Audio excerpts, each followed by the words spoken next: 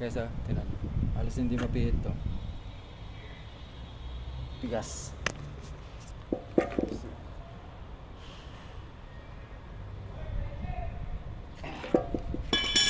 Ano po, yung ginagawa natin dyan.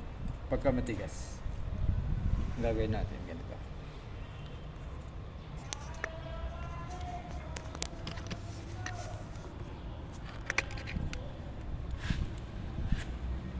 Ito yung martilyo. Tapos, yung kanyang nut, ating pupukpukin. Paikot na yan, paikot.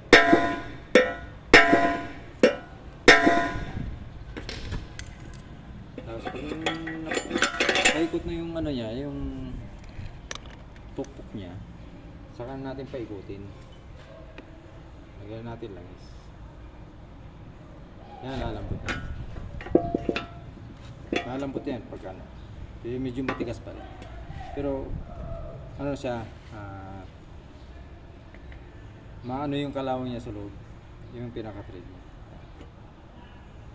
Yan guys, lumuluwag na siya.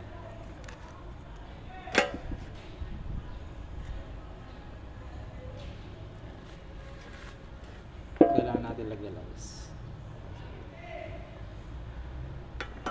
Pero dapat pabalikin natin ulit. Yan. Para medyo malambot na siya. Yan, diba? Yan. Kasi nagising na siya.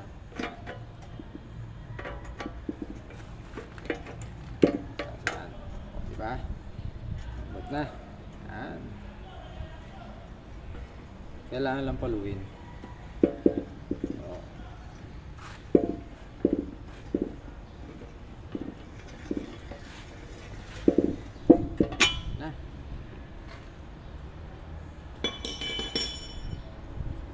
Guys,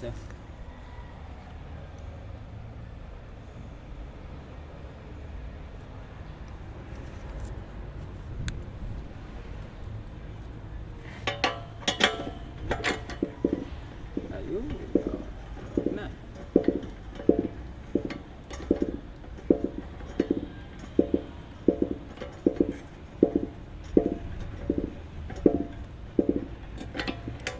Isa naman.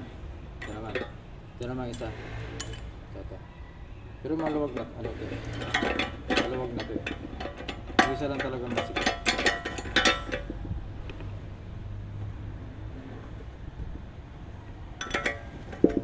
Ayan guys.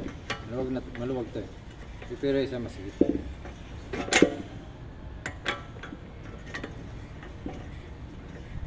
Ayan. Ayan guys. Ayos na.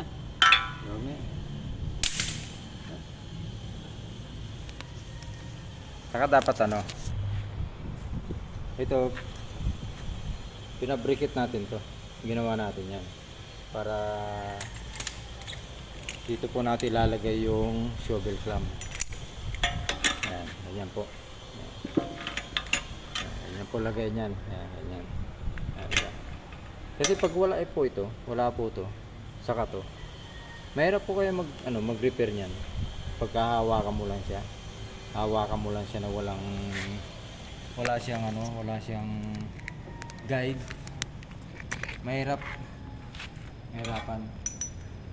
Kung hawakan mo lang siyang ganyan, hawakan mo lang ganyan.